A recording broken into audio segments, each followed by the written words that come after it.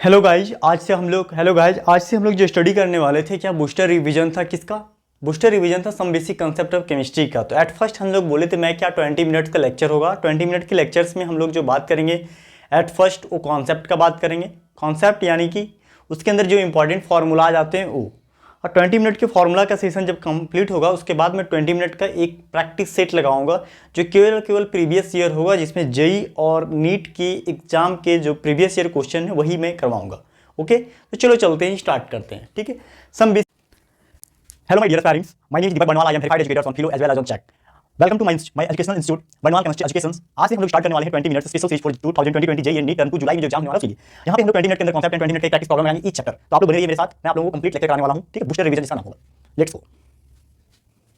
Basic concept of chemistry जो है पहला यूनिट है हमारा। यूनिट नंबर 1 में फिजिकल केमिस्ट्री में करवा रहा हूं अभी। ठीक है, सबसे पहले हम लोग देखते हैं मोल कॉन्सेप्ट के ऊपर। ठीक है, सबसे पहला जो हम लोग नजर डालते हैं 1 नंबर, वो मोल कॉन्सेप्ट। ठीक है, मोल कॉन्सेप्ट को देखें तो सबसे पहले मोल को ही देख लेते हैं, इसको मिटाते हैं। ठीक है, मोल कॉन्सेप्ट में मोल को देखें तो मोल को स्टडी करने के लिए मोल को 3 टाइप में स्टडी करते हैं ना, 3 फॉर्म में स्टडी करते हैं। 3 फॉर्म कौन कौन सा सर? 3 फॉर्म में अगर हम बात करें सर तो एक हो गया हमारा क्या, वेट के केस में, एक वॉल्यूम के केस में, एक तो नंबर ऑफ एटम्स के केस में। सबसे पहले देखते हैं वेट के केस में। वेट मतलब मास के केस में। ठीक है, वेट के केस में बात करें तो मोल इक्वल टू क्या होता है? मोल इक्वल टू होता है गिवन मास डिवाइड बाय क्या, मोलर मास। ठीक है, पहला फॉर्मूला यही हो जाता है हमारा। दूसरा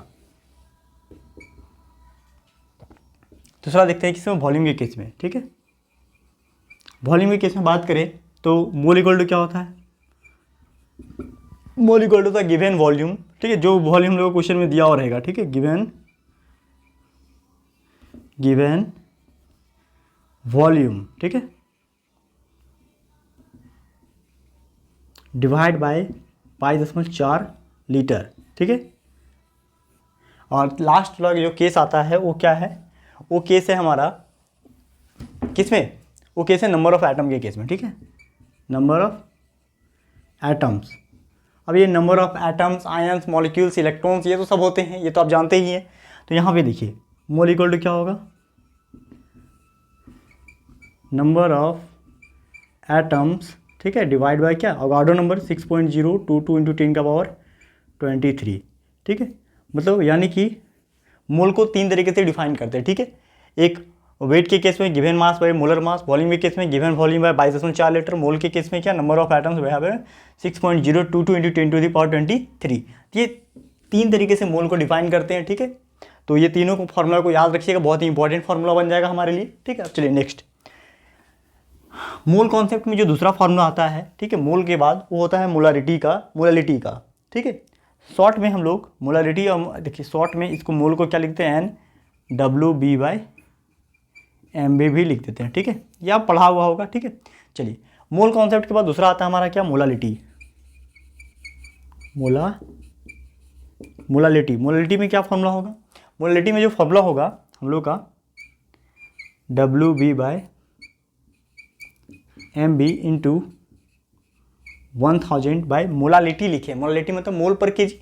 ठीक है, WB/MB × WA, और ये इसका यूनिट क्या होगा, मोल पर केजी। ठीक है, मोलालिटी के बाद क्या आता है तीसरा, मोलारिटी मतलब क्या है, number of moles of solute and पर लीटर ऑफ सॉल्यूशन। तो यहाँ पे क्या होगा, WB/MB × 1000/VS। ठीक है, थोड़ा सा डिफरेंस है दोनों में, ध्यान रखिएगा। दोनों में डिफरेंस क्या है, यहाँ पे W है वेट ऑफ सॉल्वेंट है, जबकि यहाँ पे क्या है, वॉल्यूम ऑफ सॉल्यूशन है। ठीक है, चलिए मोलारिटी के बाद तीसरा आ जाता है मोल फ्रैक्शन, चौथा आ जाता है हमारा क्या, मोल फ्रैक्शन। ठीक है, मोल फ्रैक्शन का अगर हम लोग बात करें, ठीक है, मोल फ्रैक्शन का अगर बात करें हम लोग तो क्या होगा यहाँ पे, देखिए अगर XB, देखिए मोल फ्रैक्शन क्या होता है कि एक A होता है एक B होता है, दोनों रिएक्शन करता है। जैसे देखिए A होता है सॉल्वेंट, B होता है सॉल्यूट, दोनों मिलकर बनाता है सॉल्यूशन के AB। तो हम लोग जब मोल फ्रैक्शन लिखते हैं तो दोनों का अलग अलग लिखते हैं, XA का अलग, XB का अलग। तो XA इक्वल टू क्या होता है, यहाँ पे जो भी लिखते हैं उसका Na नंबर ऑफ मोल्स ऊपर और total number of moles Na + NB। ठीक है,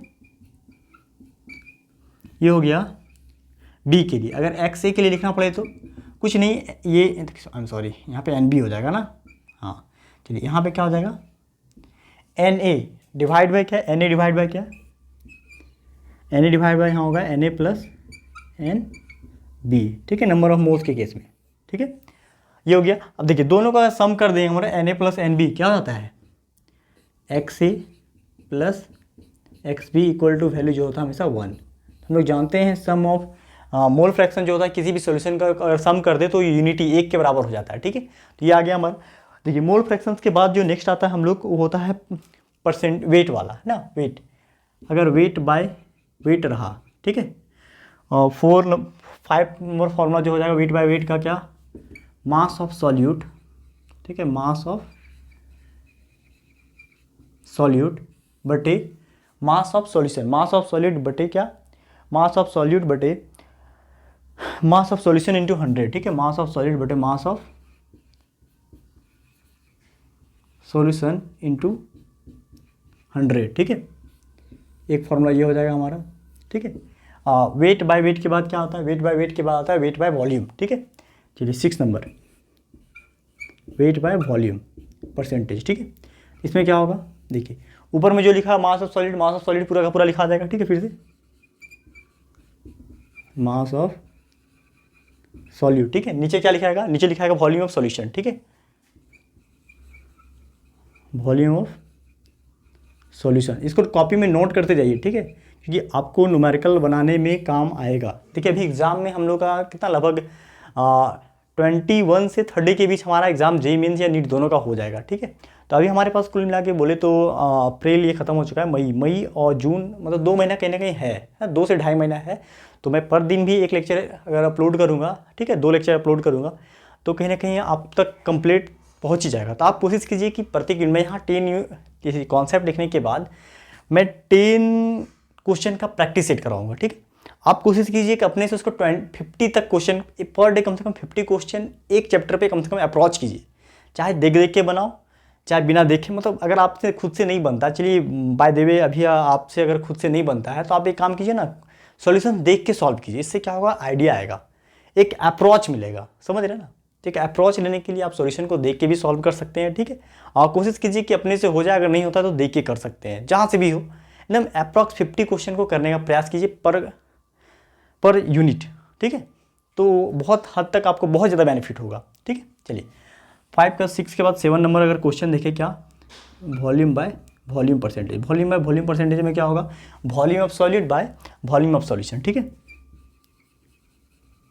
volume of solid divide by volume of solution into 100। ठीक है, चलिए 6, 7, उसके बाद 8वां नंबर अगर देखें हम लोग, 8वां नंबर में हम लोग बात करें तो आता है हमारा क्या, स्ट्रेंथ ऑफ सॉल्यूशन। ठीक है, स्ट्रेंथ ऑफ सॉल्यूशन निकालने के लिए क्या होगा, weight of solution, weight of solid divide by volume of solution. ठीक है, अगर बात है क्या, स्ट्रेंथ ऑफ सॉल्यूशन निकालने का बात अगर आ जाए तो क्या ऊपर लिख देंगे, स्ट्रेंथ ऑफ सॉल्यूशन जब भी निकालना होगा तो लिखेंगे weight of solutes divide by volume of solution. ठीक है,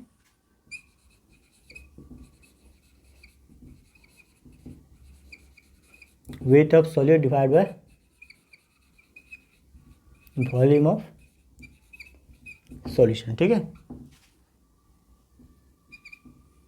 चलिए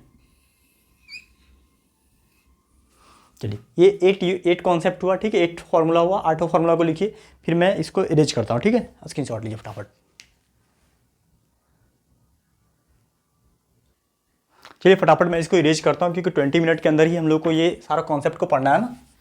चलिए फटाफट इसको आप अपने एक ठो पेज में, सिंपल पेज में इसको लिख करके आप अपने जहाँ पे स्टडी रूम है वहाँ पे चिपका लीजिएगा, या फिर इसका पर पेज जो नोट्स होता है वहाँ पे बना लीजिए, क्योंकि फार्मूला आपको याद रहना बहुत जरूरी है। ठीक है, मिटा देता है ये बूस्टर रिवीजन वगैरह। ठीक है, हेडिंग तो पड़ा हुआ ही है हमारा। ठीक है, चलिए बिना देर किए हुए, ठीक है, चलिए इसके बाद हमारा जो आता है मोलारिटी, ये इसके बाद आता है रिलेशन, किसकी इसके बीच रिलेशन, तो हम देखेंगे relation between molarity and molarity. ठीक है, चलिए 8वां के बाद 9वां रिलेशन जो याद रखना है क्या, relation between molality and molarity. ठीक है, देखिए क्या है इसके बीच रिलेशन। इसके बीच रिलेशन को लिखे हम लोग, लिखा जाता है क्या, 1/m into equal to D/M minus 1000 divide by 1000 नीचे होगा।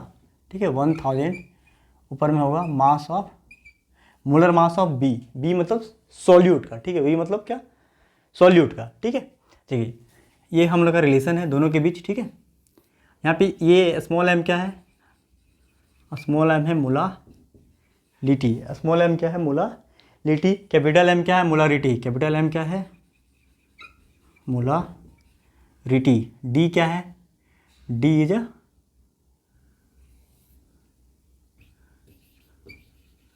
डेंसिटी। ठीक है, और MB क्या है,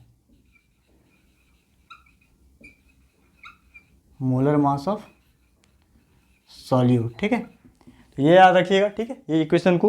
ठीक है, इस इक्वेशन के बाद नेक्स्ट जो हमारा आता है वो next relation between molarity and mole fraction. ठीक है, नेक्स्ट 10 नंबर लिखिए। 10 नंबर क्या, रिलेशन बिटवीन मोलारिटी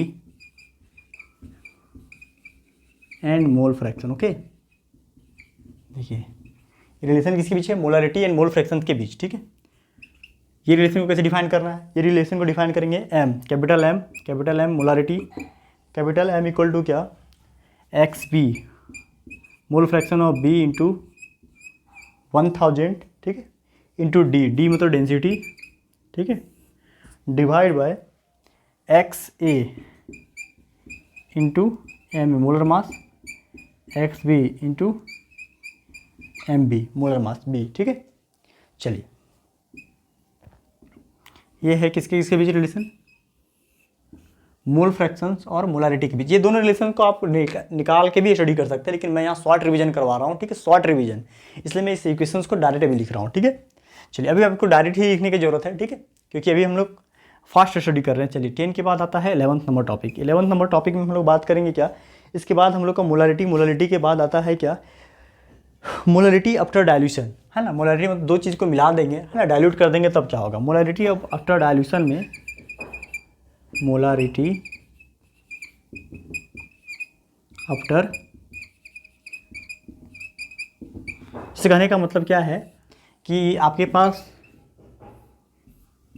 एक लीटर दिया हुआ है। ठीक है, 1 लीटर वॉल्यूम का एक सामान दिया हुआ है। ठीक है, इसका वॉल्यूम है 1 लीटर, है ना, इसका मोलारिटी कुछ ना कुछ होगा। ठीक है, इसका मोलारिटी मान लीजिए कुछ x मोल पर लीटर है। ठीक है, इसमें बाहर से पानी और ऐड कर दिए। ठीक है, ये मान लीजिए ग्लूकोज का एक सॉल्यूशन है। ठीक है, ग्लूकोज का एक सॉल्यूशन है मान लीजिए। ठीक है, ग्लूकोज का सॉल्यूशन है। ठीक है, ग्लूकोज का सॉल्यूशन वॉल्यूम पर लीटर होगा क्या, इसका मोल पर लीटर होगा इसका मोलारिटी। और इसमें हम लोग 1 लीटर का था, इसमें से हम लोग 500 ml और मिला दिए, तो 500 ml वाटर मिलाए, तो क्या हुआ, ये सॉल्यूशन डाइल्यूट हो गया। अब सॉल्यूशन डाइल्यूट हो गया तो वॉल्यूम क्या इंक्रीज हुआ, मतलब 1 लीटर से हाफ लीटर और ऐड कर दिया, मतलब कितना, 1.5 लीटर हो गया ये।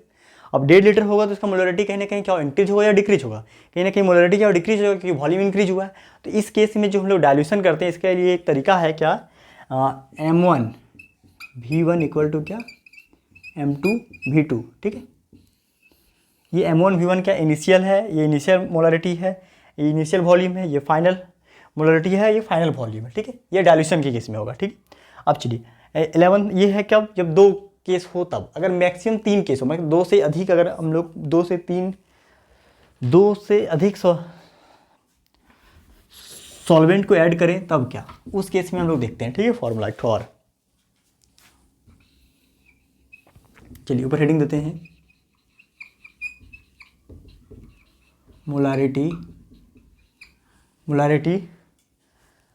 Molarity after mixing 3 solution. ठीक है, मोलारिटी आफ्टर मिक्सिंग 3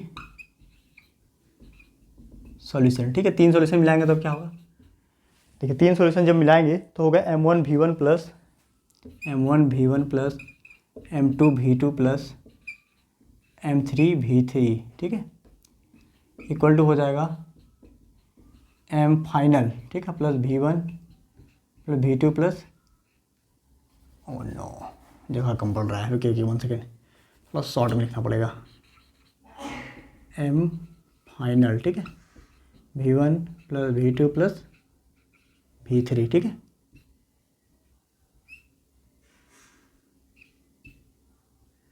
चलिए ये हमारा फॉर्मूला बन जाएगा, ठीक है। चलिए इसके बाद हमारा क्या आता है, इसके बाद आता है इक्विवेलेंट मास, ठीक है। What is equivalent mass? Equivalent मास हम लोग का क्या होता है, इक्विवेलेंट मास इक्वल टू होता है क्या, एटॉमिक मास, है ना, डिवाइड बाय क्या, वैलेंसी फैक्टर, ठीक है। देखिए नेक्स्ट आता है 11, ये हो गया 12, 12 के बाद 13 पॉइंट जो आता है equivalent mass. Equivalent mass equal to होता है, इक्विवेलेंट मास को शॉर्ट में EQ लिखते हैं, ठीक है। EQ इक्वल टू होता है क्या, एटॉमिक मास या मॉलिक्यूलर मास, ठीक है। एटॉमिक मास या अगर एटम दिया हो तो एटॉमिक मास लिखेंगे, मॉलिक्यूल अगर मॉलिक्यूल दिया हो तो उसका मॉलिक्यूल का मास, ठीक है, या फिर उसका मोलर मास, ठीक है। देखिए atomic mass divide by valency factor, ठीक है, इसको X से डिनोट करते, ठीक है। अब देखिए वैलेंसी फैक्टर क्या होता है,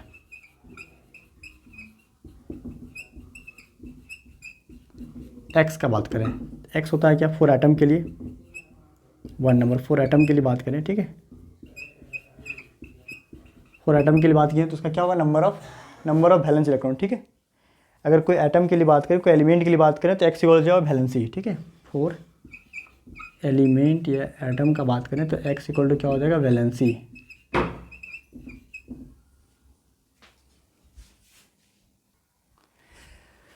हेलो गाइज, ये लेक्चर्स में मैंने देख रहा कि 20 मिनट के अंदर ये आ नहीं रही, इसलिए मैं ऑलरेडी लिख ले रहा हूँ, फिर आपको समझा दे रहा हूँ, ठीक है। आई एम सॉरी 20 मिनट में ये नहीं हो पा रहा है, ठीक है। चलिए देखते हैं, ठीक है। वैलेंसी फैक्टर X क्या होता है, देखिए इक्विवेलेंट मास इक्वल टू क्या होता है, एटॉमिक मास। एटॉमिक मास के जगह पे मॉलिक्यूलर मास भी दे सकते हैं अगर कोई मॉलिक्यूल दिया रहेगा तब, ठीक है। चलिए divide by valency factor X। अब X क्या होता है, X होता है फॉर एलिमेंट के लिए X इक्वल टू वैलेंसी, ठीक है। X अगर कोई एलिमेंट दिया हुआ है, एटम दिया हो तो उसका जो वैलेंसी इलेक्ट्रॉन्स होता है, वैलेंसी जो होता है वही हो जाता है उसका X वैलेंसी फैक्टर।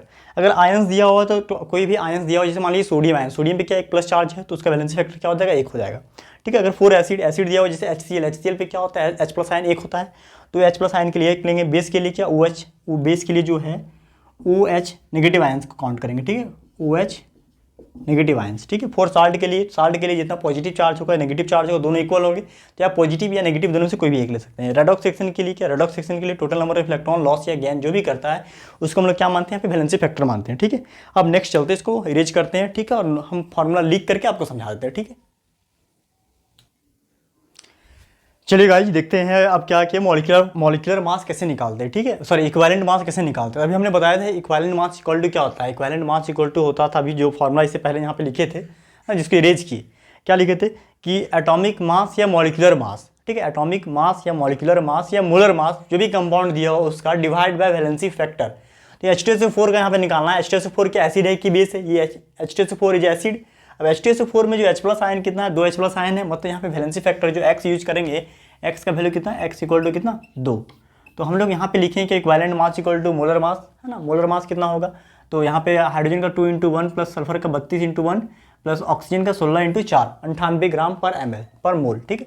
अब देखिए 98 ग्राम पर मोल डिवाइड बाय वैलेंसी फैक्टर 2, तो 98 को 2 से भागा दिए कितना, 46 ग्राम पर इक्विवेलेंट है। ऐसे ही हम लोग H2SO4 हो गया, या फिर आपको हम 1-2 दे देते हैं, ठीक है। इसको निकाल के देखिए, खुद से निकल जाएगा। HCl का भी निकाल सकते हैं आप, NaCl का निकाल सकते हैं आप, ठीक है। ये 2 होमवर्क है, खुद से निकाल लीजिएगा, ठीक है। ईजी है, बस इसका मॉलिक्यूलर मास लिखना है। HCl का जो भी का 35.5 क्लोरीन का प्लस 1 36.5 डिवाइड बाय क्या 1, तो 30 कितना आ जाएगा 36.5, सेम टू सेम आ जाएगा।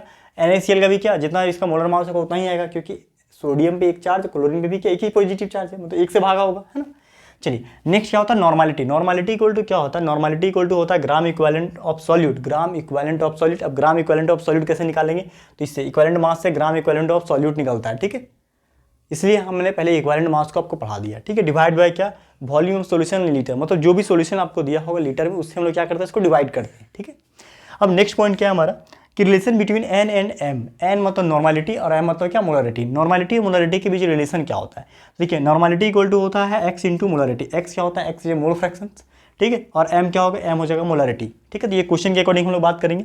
नेक्स्ट देखिए, नेक्स्ट आता है वेपर डेंसिटी। वेपर डेंसिटी मतलब V dot D. Vapour density देखिए, वेपर डेंसिटी किसका होता है, गैस का होता है। तो गैस में सबसे हल्का गैस जो होता है वो हाइड्रोजन होता है। तो हम लोग किसी भी गैस का वेपर डेंसिटी जब निकालते हैं तो हाइड्रोजन से कंपेयर करते हैं, कॉम्पेरेटिव स्टडी करते हैं।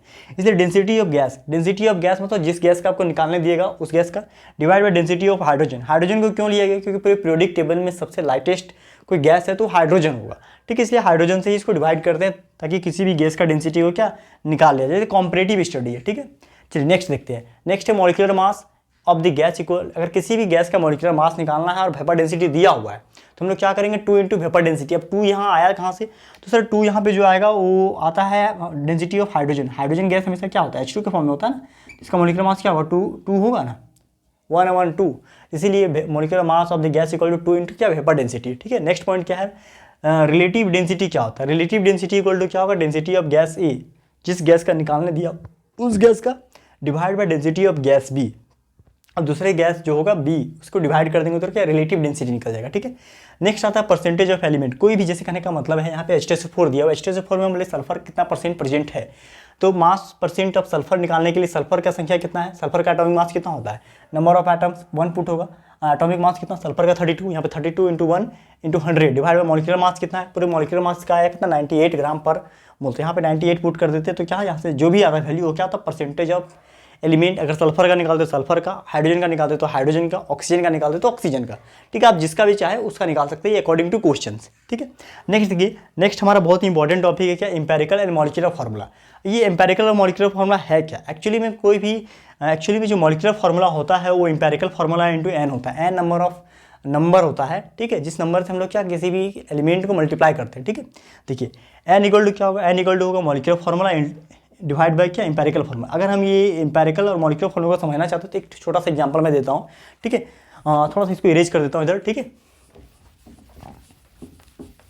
एकदम नोट्स बनाते जाइए क्योंकि 20 से 20 मिनट्स का ही मैं चाह रहा था, लेकिन थोड़ा सा कॉन्सेप्ट ज़्यादा है, इसे थोड़ा सा लॉन्ग लेक्चर हो रहा है 2-4 मिनट, ठीक है। चलिए जैसे हम लोग एग्जाम्पल ले लें बेंजीन का। बेंजीन का फॉर्मूला क्या होता है, C6H6। C6H6 से क्या कॉमन आता है, 6 कॉमन आता है, क्या आएगा यहाँ पे CH आएगा। तो देखिए ये C6H6 जो है क्या है, मॉलिक्यूलर फार्मूला। ऐसा बहुत सारे एग्जांपल ले सकते हैं, ठीक है। N क्या है, 6 क्या है, 6 मतलब N होगा, और CH क्या है, यहाँ पे CH हो जाएगा एम्पेरिकल फार्मूला, ठीक है। आई होप आप इसको समझ ही गए होंगे ना, एम्पेरिकल फार्मूला, ठीक है। चलिए नेक्स्ट फिर और कुछ टॉपिक, 2 टॉपिक और बचा हुआ है, ठीक है। चलिए अब नेक्स्ट जो बचा हुआ हमारा टॉपिक 20 नंबर जो हमारा टॉपिक है क्या, स्टोइचियोमेट्रिक कैलकुलेशन। देखिए स्टोइचियोमेट्रिक कैलकुलेशन जो है सबसे बहुत ज़्यादा इंपॉर्टेंट है। Some basic concept of chemistry को अगर आप स्टडी करते हैं तो स्टोइचियोमेट्रिक कैलकुलेशन जो है सबसे ज़्यादा इंपॉर्टेंट टॉपिक यहाँ पे बनता है, ठीक है। स्टोइचियोमेट्रिक कोएफिशिएंट में बात करें तो सबसे मोस्ट इंपॉर्टेंट आता है limiting reagent. What is limiting reagent, तो हम लोग जानते हैं किसी भी रिएक्शंस में जो रिएक्टेंट होता है और जो रिएक्टेंट सबसे लोवेस्ट अमाउंट में प्रेजेंट होता है, कम अमाउंट में प्रेजेंट होता है, उसी पे सारा का सारा रिएक्शन डिपेंड करता है, ठीक है। तो उस जैसे कहने का मतलब क्या है कि अगर आपको चाय बनाना है तो आपके पास जो चीनी है वो 10 ग्राम है और दूध जो है 5 लीटर है, तो क्या आप 5 लीटर दूध का चाय तो नहीं बना सकते, हम चाय तो 10 ग्राम चीनी के अकॉर्डिंग बनाएंगे। 10 ग्राम चीनी जो है 100 ml या 50 ml दूध में घुल जाएगा, तो हम लोग यहाँ पे जो 10 ग्राम चीनी है वो 50 ml के लिए क्या लिमिटिंग रिएजेंट होगा। तो लिमिटिंग रिएजेंट वो होता है जिसकी क्वांटिटी सबसे कम होता है प्रेजेंट रिएक्शन में, ठीक है। उसके अकॉर्डिंग रिएक्शन मतलब रिएक्शन पूरा टोटल लिमिटिंग रिएजेंट पे ही डिपेंड करता है, ठीक है। तो शॉर्ट में हम बात करें लिमिटिंग रिएजेंट को, इसको वाई से रिप्रेजेंट करते हैं। ये एक रेशियो होता है, किसका रेशियो होता है, गिवन मोल्स ऑफ रिएक्टेंट का डिवाइड बाय स्टोइचियोमेट्रिक कोएफिशिएंट का। अब गिवन मोल्स ऑफ रिएक्टेंट क्या और रिएक्टेंट जो क्वेश्चन में दिया रहेगा उसका, ठीक है। अब वैल्यू देखिए y का वैल्यू जितना ज़्यादा छोटा आएगा, लोअर वैल्यू ऑफ y, जिसका वैल्यू y का वैल्यू जो छोटा होगा उसी को क्या बोलेंगे, उसी को हम लिमिटिंग रिएजेंट के नाम से जानते हैं, ठीक है। नाउ फॉर एग्जांपल देखते हैं हम लोग 2a + 3b equal to product. मतलब यहाँ पे हम लोग सपोज दैट एक तो रिएक्शन मान लिए हैं क्या, 2a + 3b का एक रिएक्शन है जो एक प्रोडक्ट देता है। यहाँ पे नंबर ऑफ मोल्स 2a में जो नंबर ऑफ मोल्स कितना है, 1 मोल है, 3b के लिए कितना 2 मोल है। अब इसमें हम लोग निकालना है परसेंट, ये निकालना है हम लोग को क्या कि लिमिटिंग रिएजेंट का। Limiting reagent equal to formula क्या होगा, गिवन मोल्स ऑफ रिएक्टेंट। देखिए इसका मोल कितना दिया 1, इसका मोल कितना दिया, स्टोइचियोमेट्रिक कोएफिशिएंट क्या जो यहाँ मल्टीप्लाई क्वेश्चन होता है नंबर, तो यहाँ 1/2 डिवाइड किया 0.5 आया, 3 को डिवाइड किया 2/3 कितना 0.66। अब दोनों में वैल्यू छोटा कौन आया, दोनों में वैल्यू 0.5 ये छोटा आया है ना, ये वैल्यू कितना है छोटा है। तो जो वैल्यू अभी बताए थे कि हम लोग का चीनी पे डिपेंड करता था चाय बनाने का, है ना, चाय बनाना है तो चीनी पे डिपेंड करेगा, क्योंकि चीनी 10 ग्राम दिया था और दूध 5 लीटर। तो उसी तरह यहाँ पे लिमिटिंग रिएजेंट जो है कौन, ए, तो वही लिखें ए इज द लिमिटिंग रिएजेंट। पूरा का पूरा रिएक्शन किस पे डिपेंड करेगा, ए पे। यहाँ पे क्वेश्चन पूछ सकता है ऐसे कि रिएक्शन किस पे डिपेंड करेगा, ए पे क्या बी पे, तो रिएक्शन ए पे डिपेंड करेगा, ठीक है, ऐसे क्वेश्चन आता है हमेशा। नेक्स्ट हो परसेंटेज यील्ड। अगर यदि आपको परसेंटेज यील्ड पूछता है तो आप लिखेंगे actual yield divide by theoretical yield into 100, ये अकॉर्डिंग टू क्वेश्चन में ये दिया हुआ रहेगा, ठीक है। आई होप और माय ऑल डियर एस्पायरेंट्स आपको ये समझ में आया होगा। ये हमारा जो बूस्टर डोज था नीट और जेई के लिए, ठीक है, 20 मिनट का, बट कुछ पॉइंट्स ज़्यादा होने के कारण ये थोड़ा सा 25 मिनट के लगभग ये वीडियो हो गया है, ठीक है।